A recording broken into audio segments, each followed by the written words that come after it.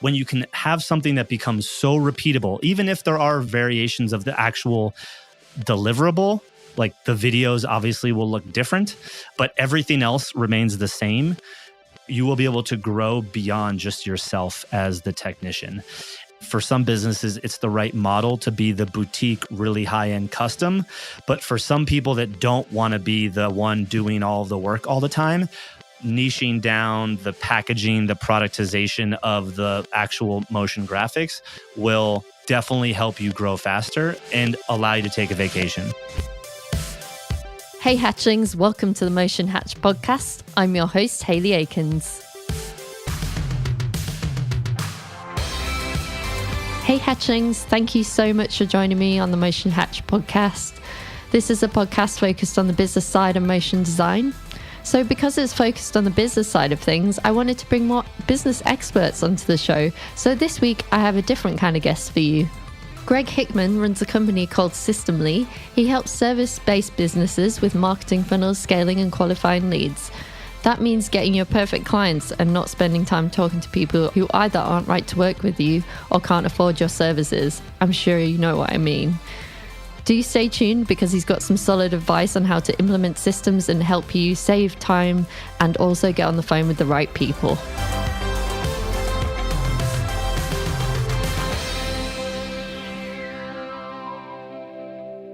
Hey Greg, thank you so much for coming on the show. Thanks for having me. I appreciate it. So do you want to tell us a little bit about your background and what you do? Yeah. So, I've always been a service provider, but before Systemly, most of my career was working in agencies. And then before I kind of broke out on my own, I worked on the client side for a national retailer here in the United States. And up until that point, pretty much all of my experience was focused on mobile marketing. And when I went out on my own, I tried to work with independent retailers. That was where my experience was doing mobile marketing. And I just really had a really tough go at it and kind of hit a wall. And at the time, I had been using Infusionsoft myself to help streamline some of the new client onboarding and some of my own marketing activities because the people that I had been connecting with in the online marketing space were all using it. So I started using it and really started to fall in love with just automation and specifically at the time Infusionsoft. And when I kind of just hit the wall to the point where I needed to explore other opportunities, a friend said, if you could do something else, what would you do? And I said, I don't know, probably something with Infusionsoft. So I went out and I tried to find a couple clients that I could help do their Infusionsoft stuff. I didn't really know what that meant at the time. And lo and behold, there was a lot of pain there. And I was able to get 7 clients in a matter of like a week. I was like, okay, well, this is way easier to sell than what I had been doing. Let me give it a little more time. So after basically catching up the Infusionsoft business to the mobile business, like it took me like 5 years to get the mobile business to a certain point in revenue. That took me like a month and a half to do in the Infusionsoft side of things. I had to make a decision and it was pretty clear that I wanted to keep moving forward in that direction. And it's kind of been a journey since as well. But we were started off as completely custom, done for you. And we've evolved through kind of a series of productization. Now we essentially have a coaching program where we work with other service providers to help them become more scalable and grow their business through automation, systems, and productizing. Yeah, so do you want to tell us, for anyone listening who doesn't know what Infusionsoft is and what it does, do you want to tell us a little bit about that? Yeah, so Infusionsoft is a marketing automation tool. It really was one of the kind of first small business marketing automation tools. Now there's tons of them. There's, Active Campaign, there's Entreport, ConvertKit, Drip. There's a bunch of different tools out there today. Some of which are, more glorified email marketing tools, and some are true automation tools. Infusionsoft is just a marketing automation tool for small business, and the people that I was connected to were pretty much using that exclusively in their business. So that's where I started. I got certified in using it, and then really kind of went all in on helping online-based entrepreneurs that were using Infusionsoft. And it's evolved beyond Infusionsoft now, but that's where we started. So it's like a place where you can manage your clients and send them emails and things like that. Yep, set up email automations. So, if someone opts onto your email list because they downloaded a free report of some sort, they could get a series of 1 to 100 emails over the course of the next year that are all automated that are going out. It also serves as like a CRM and a sales pipeline management tool. It does a lot depending upon which tool you're looking at. Some have other features and functionality, but yeah, email marketing, CRM, client relationship management, and then the automation that kind of makes it happen without you being there is essentially what it does. Yeah, so I wanted to dive more into this because I think a lot of my audience, like motion designers and animators, aren't kind of using this sort of stuff. So, how do you think that we could benefit from using something like that? Ultimately, you have to look at what your business model is, right? So, as motion designers, any business, right? Like, what are you selling and how do you deliver it? And whatever the answer is to those questions, at some point, you're probably doing some sort of marketing to attract people, make them aware of you. And then when you have sales conversations, whether you send proposals or whatever your sales process looks like, there are things that you probably do over and over and over again that could be streamlined. And so whether you're a motion designer or, a social media marketing person, the areas that I see most service providers start leveraging automation outside of just building their email list is within their sales process and within their new client onboarding experience. For you, like as a motion designer, like if a client comes in and is buying something and you go through a discovery process or you send proposals or what have you, you can leverage automation to make that process more systematic and repeatable, where they go through it and they show up to the conversation, and all you had to do is show up to the conversation, and like they're already ready for that conversation. They know more about you. And so like that can make who you get on the phone with, one, increase the quality, filter out the people that you shouldn't be talking to, so that you're only speaking to the most qualified leads. So you can really streamline your sales process, as well as when a new client comes on, what do they need to give to you to be successful? What do they need to know about how you work and the expectations that you have in order to be successful? You can kind of deliver some of that information in an automated way without you having to be on a phone call to do it, where it really starts to create freedom and time savings for you as the business owner, right? Like you could probably work with 1 or 2 extra clients per month instead of having to be on the phone for every single kickoff call or speaking to unqualified sales leads. That is a big problem in the motion design industry, is people like being on phone calls a lot with clients and answering emails for people who necessarily maybe they don't like have enough budget for an animation, because it takes quite a lot of time. So do you think that there's like some particular systems and things that, if we don't know a lot about marketing or automation, what we could put into place that would help with that kind of thing? Yeah, I mean, the simplest one based on what you just said would be, before you get on the phone with anybody, have them fill out some sort of questionnaire or application where they're expressing on there what it is they're looking for, capturing some sort of budget or what their revenue looks like, whatever you need as a motion designer to understand. Does this person have the money? Do they even understand what they're asking for? So some sort of information capture before they can get on your calendar would be the first thing. But then two, whether it's on that same page or on the next page after they complete the application, like why not throw a video on there explaining how you work, typical budgets, and maybe a sample of some of your work, right? From maybe low end to high end, if you have a range, right? And we'll talk about this a little bit more, but an example.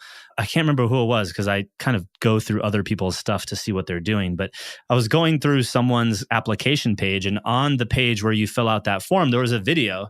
And the video, I'll paraphrase the video, but it was something like, "Hey, thanks so much for coming here. I'm super pumped that you want to chat. If you're on this page, here's what I know about you: that you're looking to achieve da da da da da da. You're interested in a motion designer." Well, we work with clients in a variety of ways. Projects start as low as $5,000 and can go all the way up to $100,000. So if you're looking for something small that is like, give a couple examples, check out below. You'll see a couple examples of, insert the name of a small type of project. You can see what we're talking about. Or if you're looking for something super complex, like a insert examples, it might be between $50,000 to $100,000. And usually we deliver stuff like this anywhere from 30 days to, it could be potentially, a 3-month project. So now that you understand a little bit more about what we do, how we work, if $5,000 sounds like too much, then you don't fill out the form below, because we're not going to be the best fit for you.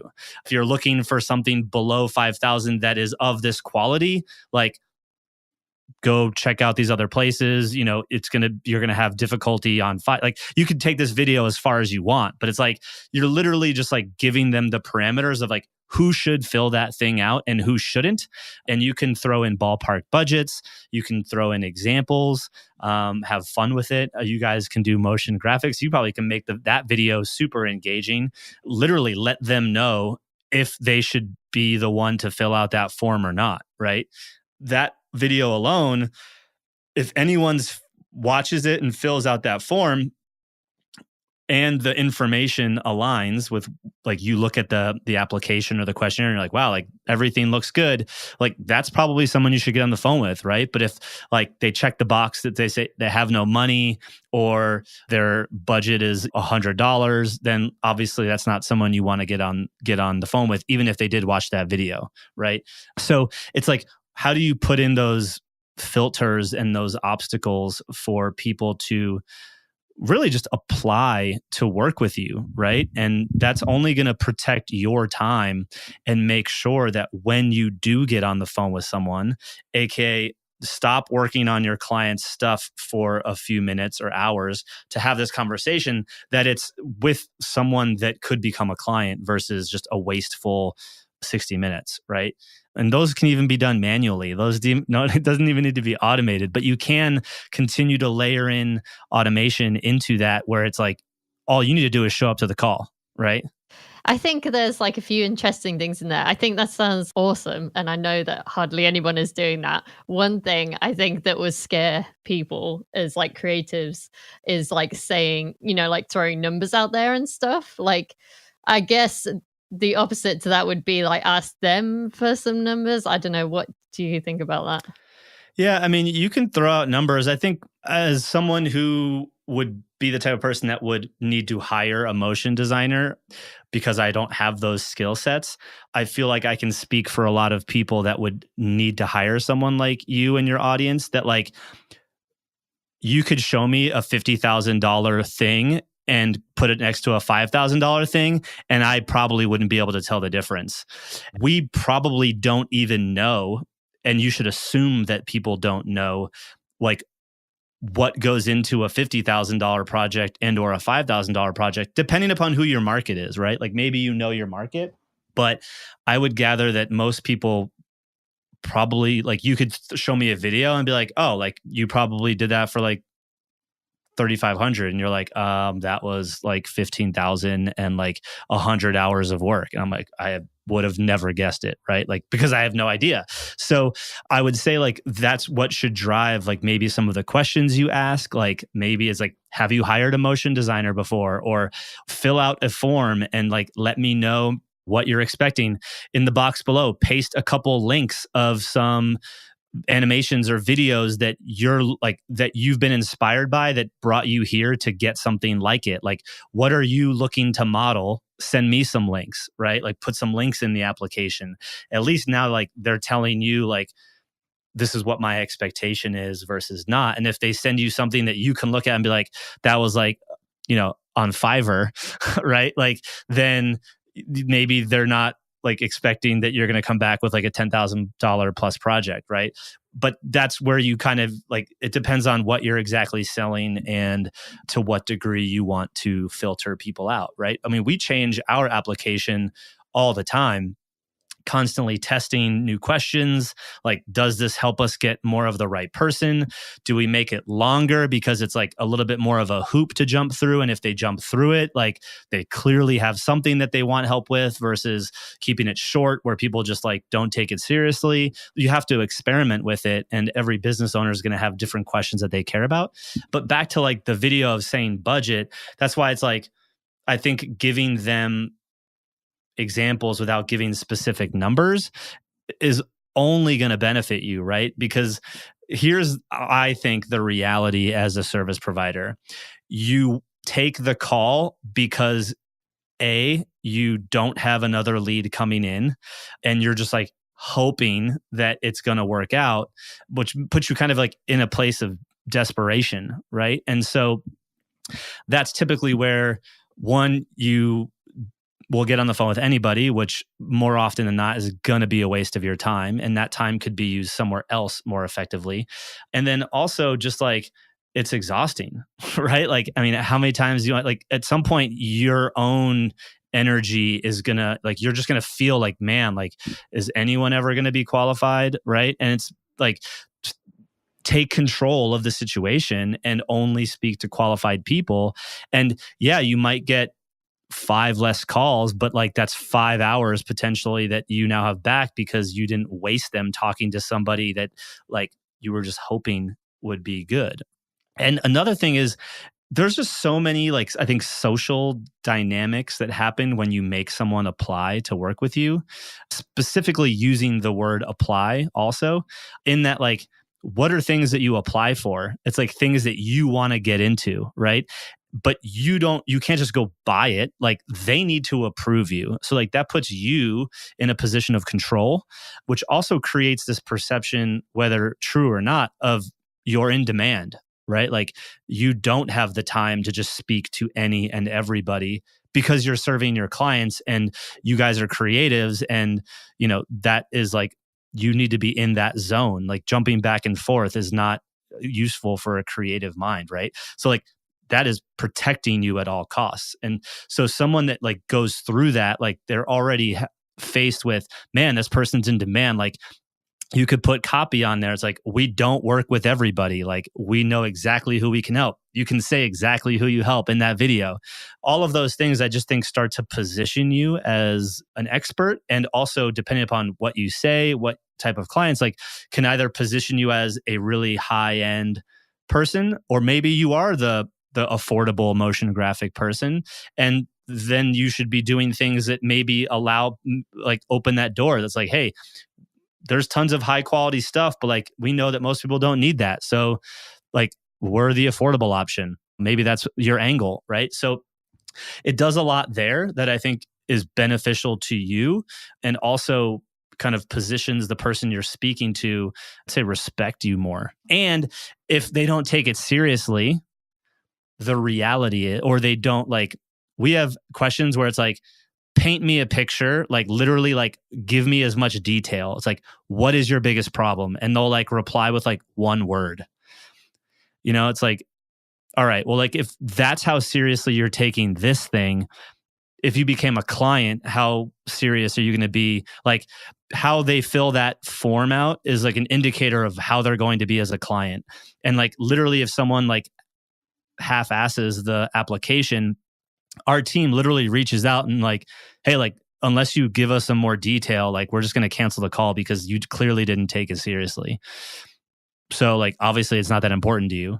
We don't just let you through because you just put characters into the entry box, right? So it's, again, just another way to protect yourself. Yeah, that makes so much sense. And I think like, yeah, like I said, no one's really doing that. And I think it's like a super smart thing to do. When was the last time a client paid you late or you wanted to charge for project files but didn't know how? Most of the issues we face in our businesses as motion designers can be solved with good communication. The best way to communicate your terms upfront to the client and ensure your project runs smoothly is to have a solid contract in place. In talking to motion designers, I know that most are either not using a contract at all or have cobbled together one from various online sources. I get it. Lawyers can be expensive and you just want to get on with what you do best, which is making great work. That's exactly why I created the Freelance Contract Bundle. Designed in collaboration with lawyers from both the UK and the US, the Freelance Contract Bundle is a set of downloadable contract templates made specially for motion designers and animators. It includes a commission contract and a freelance terms of service contract, helping you create smoother relationships both direct to client and also while working with agencies and studios. To find out how the Freelance Contract Bundle can help protect your business, your work, and ensure your projects run smoothly, go to motionhatch.com/contract. Now let's get back to the episode. Also, I was thinking about what can happen before that to kind of get people into that system. And then also when you're working on projects all the time, I know that a lot of people are sitting there, they're working on their animations and stuff like that. And then what they do is when they get to the end of the animation, then they're like freak out and then they email all their clients. And I guess that's like how like a CRM could come into play in that kind of area. Yeah. I mean, even if like on the application page, you say like, hey, like, we're currently booked out until this day, apply and get on the wait list, and we'll keep you posted as things open up. Like if your project isn't urgent, as people apply, that could be a question like, how soon are you looking to have this thing delivered? Like in the next 45 days, like 3 months, 6 months, like, because if someone says 6 months, like, but then someone says 30 days, like, prioritize that person, right? And then to take that out to the next level, I mean, like, even if you simply set that system up with the questionnaire, et cetera, if you go to an event and you're networking, like, tell them the URL to that page. Be like, hey, if you just go here, there's a quick video that breaks down how we work, tells you a little bit more about us. And it sounds like from this conversation that we could probably help you, but like, go here, grab a time on the calendar and we'll talk. Like, don't play the whole, like, I'll take your business card and email you back and forth. Because if they want to bet, like, hey, like, pull it up in your phone. Be like, hey, just fill out your information right now. Pick a time that works. Like, I've done that plenty of times, right? That's the best business card. So you could do it from networking. You could do it from someone replying to an email. You can do it from social media. And then obviously you can get more advanced where, you start using Facebook ads into like a free PDF of some sort, or, an online training, like a webinar, if that makes sense for you. But like starting with that filtration process, anything you create that is like out in the market, like a Facebook ad or a PDF guide or a template or a webinar, all of those things will filter into this thing anyway. So it's like you want to dial that in before you do this other stuff, right? You're already having the conversations, just have them provide more information so that you can have a more effective call. Also, if they do that, and you set a video before the call, like, hey, here's what's going to happen on the call. I'm going to ask you a bunch of questions. I want to learn more about your project, Like, that call could probably go from taking 60 minutes to 30 minutes. Now you can have double the calls every single week because you've done some of that work leading up to the call, right? So now you could like double your sales call capacity because you were able to reduce the time, right? How many times when you guys get on the phone are you saying the same thing over and over and over again? If that's the case, make a video, make it a requirement to watch that video before they get on the phone, and that call can now be, 20 minutes, right? Or whatever. And now you've saved yourself some time. And we all know that time is valuable. So like, protect it.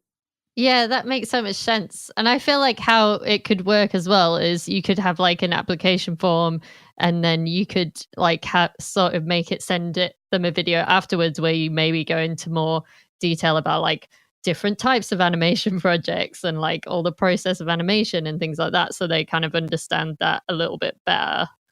Yeah. I mean, there's very simple executions for you guys that just will optimize how and where you spend your time. And it'll feel weird at first because you're going to probably be on less calls and that'll feel a little bit scary.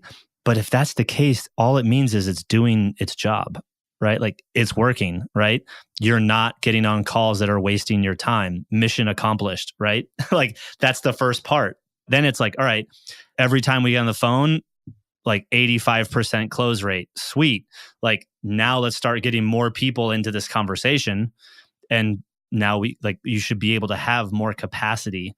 So I would say always start there. Yeah, I think that makes a lot of sense. So like after that, are you using like Calendly or something? Yeah, Like you could use it's like Calendly. linked in. Yeah. Like how does that work? Yeah. So our motto is start simple, get ninja later. I mean, literally version 1 could be, we use a tool called Wufoo for the application. It could be a Wufoo form. That Wufoo form just sends you an email. You could review it. If they're qualified, email them back. Hey, do any of these 3 times work? That could be version 1. Version 2 could be, hey, here's my Calendly link. Pick a time that works for you. Version 3 could, on the next page after they've completed the form, the Calendly thing is already there. It's embedded on a page. Like literally you could do the same. All 3 of them will yield the exact same result. The third one is just less of your time to get it to happen, right? I actually know clients that had to remove the calendar part, and they did it on purpose because they actually happen to have a lot of exposure. So they get a lot of unqualified people. And so they don't want unqualified people just getting on their calendar, then them having to cancel the call. That ended up taking more of their time. I mean, it's a good problem to have. So they actually found that now they just email them and they say, hey, here's a cool training that you can watch. In the meantime, we're reviewing your application. Our team will reach out to you if we feel like you're a good fit and we can help you. And then you reach out if they're qualified. So it could be as automated or as manual as you want. And I would literally build up to just getting, more and more ninja with like how you're using the automation, right? Like the form version 1 that I just talked about, form and reply, like there's literally no automation needed there, but you achieve the same result, right? If you throw in Calendly, now they're going to be getting 3 or 4 email reminders reminding them of the call. That's something that you don't need to manually do. That's automation at its simplest. Slowly build up to it, right? You don't need to do it all at once. Just slowly add pieces. Yeah, that makes sense. I think this could work really well. Like people doing like more direct to client work. Obviously, like a lot of people listen to this do like work with agencies and stuff like that. And then I think also if you're kind of trying to go into like into a niche industry, like you want to be the motion designer for an industry, right? Because I know that you've kind of niched down quite a bit and also made like a productized service. Do you want to talk a little bit about that? Yeah. So I find that this topic is harder for creatives. So I'll preface it with that. Specifically, where I've seen the most resistance is like in web designers. So like I know that those listening right now will probably like feel friction and resistance to what I say next. So like just keep an open mind and consider it. You don't have to do it, but just keep an open mind.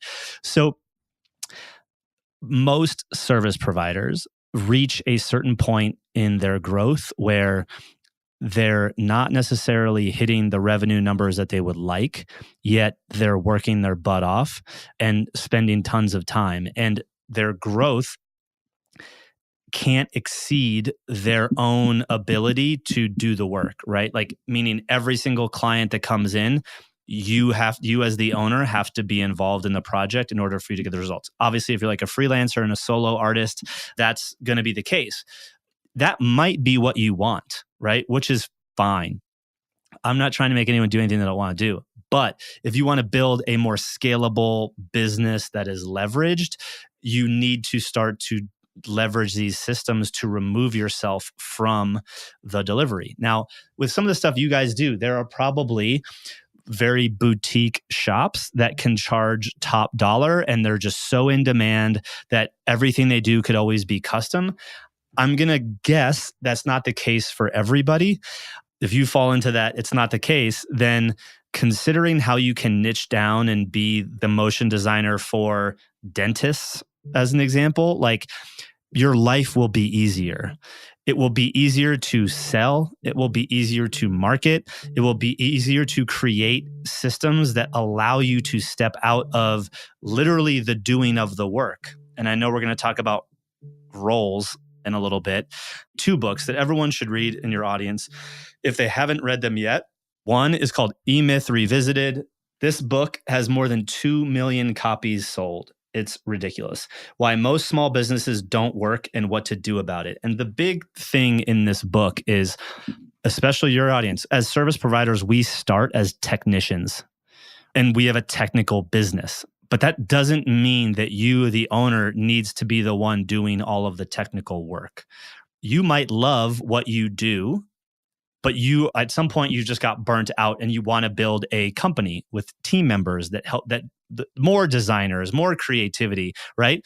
Well, like, you're going to have to, if you want to grow a business, you're going to have to start being the CEO, which means you doing less of the motion graphics, less of the creative tasks, and build your team underneath you, right? And you're going to have to learn the skill set of leadership and management and like those things, if that's what you want, right?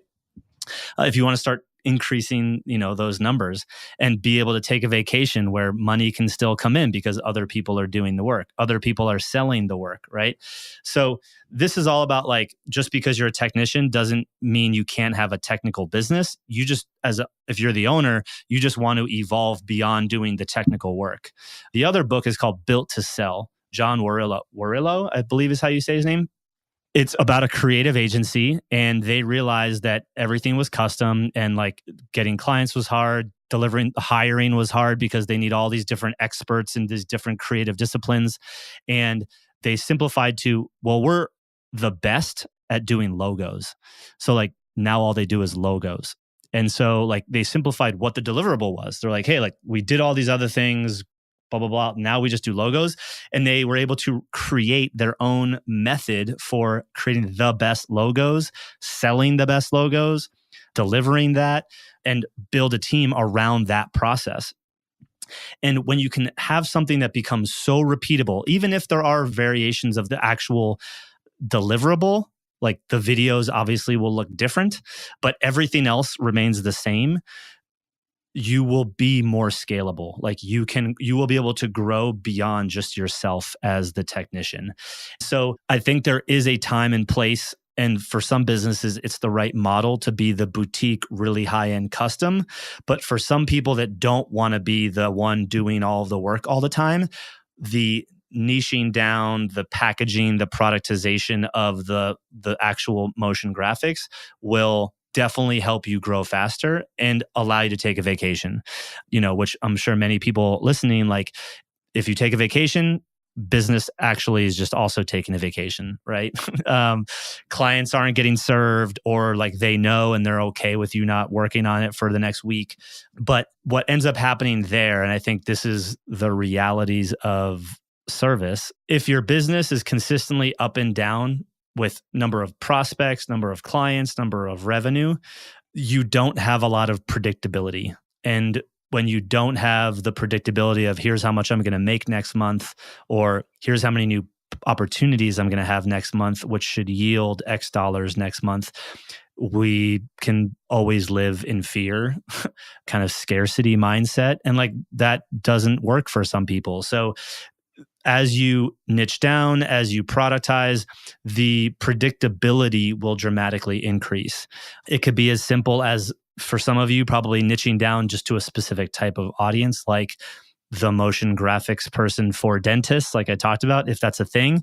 Or it could be a particular type of deliverable. Like, I'm just making this up, like trailers. Like maybe you do, you're the best at like 2 to 5 minute trailers for insert type of business, right? For SaaS products, right? Like you're really good at creating these videos for people that sell software solutions or that sell jewelry or that's blah, blah, blah, right? Even if you do that example of like a trailer video, but you do it for everybody else.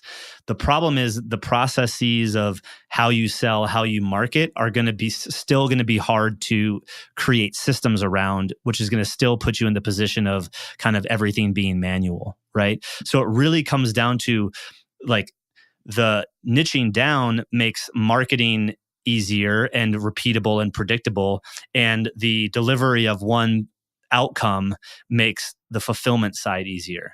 I really agree with that. And also, I think about niching down into an industry or something. It's much easier to like sell to those people and find those people because you know where they are and you know what they want and you know what their problem is. Whereas now, what everyone is doing is kind of going, okay, well, I'm a freelance motion designer or a small studio, and I'm just, we do motion graphics for everybody, you know? And it's like, well, okay, that could feel like you might get more work, but actually, if I go to a conference or something for like entrepreneurs, you know, which I do occasionally, like I could be like, I'm the motion designer for entrepreneurs, and I'm like here, and I know that that's what all you do. So, you know, it makes it much easier for me to find people to like hire me, I guess. Yeah, I mean, and I would even niche down beyond just that entrepreneurs, right? I mean, like there's a lot of different types of entrepreneurs, but what you're in theory, what you're saying is very true. It's like when it comes to your marketing, you going out there and attracting people, you have to think of all of your effort being like an arrow, right? Like you have to be very accurate, right? Unlike where if like you're crabbing and you swoop the net in the water and you catch a bunch of crabs, you catch some fish, you catch some random seaweed, and then you just start picking through it. Like if you're exerting any energy in your marketing, it should be at a very specific target because you know where they hang out, you know what they talk about. Like you can figure out like 2 or 3 places that you can focus your efforts on being in versus trying to do that for 5 different types of people. Now it feels like you need to be everywhere and you're saying one thing over here, you're saying another thing over there, and you're having to kind of always tweak to make sure it works. Like that becomes time consuming, not predictable, right? And so it really just focuses your effort. One of my mentors, I heard on his podcast, he made this comment like, if you have 2 avatars, and I think I mentioned this in my presentation, if you have 2 avatars, you are admitting to the fact that you will always be second best to the person who's serving that one avatar 100%. So like every time you add another avatar or another type of product, like you're diluting what you do. And as you get more diluted, it becomes almost impossible to create any sort of system, right? Because there is nothing that's repeatable. There is nothing that happens over and over again because it's unique and different every time. And that's why people struggle, service providers specifically, to have systems because it's just different every time. So like if you want to have repeatability and predictability, you have to not do different things every time, which means you have to make some tough decisions, do less, focus on someone specific, deliver maybe not as custom of stuff, or maybe not these 10 different types of projects, but like these 1 to 3 types of projects. Yeah, so I think, you know, like you could do like explainer videos for like a certain type of client or something like that. And you just do that instead of like, oh, we do explainer videos and logo animations and we do like film trailers or I don't know, like loads of different stuff. Let me give you an example. I don't think this would be considered motion graphics, but my friend started this business and he's in Australia. The company is called Splashio. Splash, the letter EO.com. And for the longest time, they did like, you go onto their website and you order like lower thirds, like they popped out on your videos and they do all different designs, like intro bursts, you know, like the bumpers on the beginning of videos. Just recently, many of you have probably seen it. You've probably seen the marketers that have like the video and then there's like a black bar on top and bottom with like the caption of what they're saying moving below and like the headline above. Like a lot of people are using them as Facebook ads or Instagram stories. He changed his entire service and now you submit a video and they do all the other pieces and out comes like he has a team of people. It's not like software. They'll make the caption go in there. They'll take your 2-minute video. They'll put nice borders around it, the text. They'll make it all look nice. And for $100 a month, you can get 4 videos done a month. For I think it's $300 a month, you can get 20 videos done a month. You could submit all 20 videos at once, and his team goes and does 20 videos just like that. You can change the colors. You can do those sorts of things, add your logo, and out comes this result, right? Like that's all his company sells. His team is really talented. They can obviously, and they were doing other types of video graphics and bumpers and all that stuff. But he just said, hey, like we still do those for the clients that we have that we've been doing it for. But like, I just see a huge opportunity in marketing ourselves as this because everyone's starting to do it. And there is a little bit of manual work to it. And like, there aren't any good softwares out there doing it. So like, we just dialed in our process to churn those out like crazy. I don't know what his revenue is, but I know he has like dozens and dozens and dozens of clients already paying $400 a month or whatever it was, $300 or $400 a month. That turns into a pretty nice recurring revenue stream, right? It's just delivering one piece, right? So it's sort of like that. I mean, I think that is maybe a little bit more extreme than what some of your people are probably doing, but the concept is there. Yeah. And I think like that was what you were saying, what was really interesting, that like if he wanted to, he can still serve those other clients. You know, you could just have like one part of your business or like, you know, like a couple of people, if you had like a team like doing this certain thing, as just like an alternative revenue stream as well. Yeah. I mean, it could become its own offer. It could become like the main thing that you sell and then raise your custom rates, right? I guarantee most of your people are charging way too little for what they're doing already. So like raise that price and then have this repeatable thing that you know most people want anyway and get deliver at that. I think the biggest challenge for creatives is like, and this can go into the role part of the conversation, is you're doing this because you also love the creative element. So like custom is important. And that's totally fine. You just have to make the decision of like, what's more important? And how do you fulfill that desire in your business, right? Like if you're still doing custom videos, but it's the same type of video for a specific type of person, each video will be unique, but like it's still a 3-minute trailer, right? Or whatever, versus, you know, the trailer and the full film. So that will probably be hard for some creatives, and how you decide to make that transition, if at all, will just determine how big you can grow, which is, again, everyone can do whatever they want. It's just if you're wanting to get bigger and grow more and remove yourself, well, those are some of the decisions that are going to have to be made, which goes into the role part, which I haven't really talked about this a lot, but has come up more and more. Like some of like yourself and some of your, you know, your listeners, they might want to grow a bigger business, but they still want to be the ones doing a lot of the creative stuff. Right? Cool. Well, maybe you shouldn't be CEO and you should go hire a CEO. Just because you founded the company doesn't mean you need to be the CEO, right? Have someone else go out there and do the management and the operations and all of that stuff. But, you know, now you're going to have a partner and find someone that complements you, but still you're going to want to simplify some of the things that you do so that they can go out there and, you know, manage this stuff, right? So it's not like you necessarily have to be the CEO and remove yourself from these things, but you can, or you could just hire somebody else. But that person's going to be expensive. That person's going to want part of your business. But if it allows you to do exactly what you love doing and not have to do the stuff you hate and still get to where you want to get to, then consider hiring that operations CEO visionary type person, right?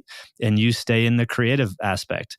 Maybe you're the one that's responsible for creative vision and you're managing creative team and they're the ones going out there getting clients, et cetera, et cetera. I mean, it is a path that you can pursue.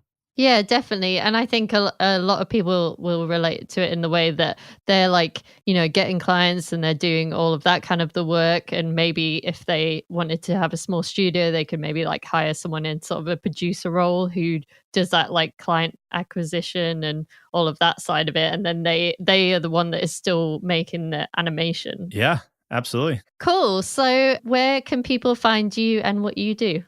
Yeah. So, I mean, our website is system.ly, and we have a free Facebook group called the Scalable Service Provider. So you could just go on Facebook and search Scalable Service Provider and hop in there. I'm sharing videos and asking probing questions and sharing frameworks and thoughts on how to make your service more scalable. A really good way to connect with other service providers that are on the same path. And those are the two best spots. Awesome. Well, yeah, we'll put all of that in the show notes as well for everyone. Thank you so much for coming on the show. Yeah, thanks for having me. I had a great time. Thank you so much again to Greg for coming on the show. I really appreciate it. I thought that was super interesting. Do let me know if you implement anything from this podcast. If you try the application form on your website, I think that's a great idea. I'd love to hear from you. We are at Motion Hatch on Twitter and Instagram. Please do give us any feedback you had about this episode. I'd love to know what you think. I'm hoping to get more business experts on this podcast so that we can learn from them and implement things into our motion design businesses. So I hope that you like this episode. We've got so many great episodes coming up for you, so please do subscribe and leave us a rating review wherever you get your podcasts. I really appreciate that. It just helps get the podcast out there to more people so we can help more motion designers with their careers and business. So I hope you have a great week. Thank you so much again. See ya.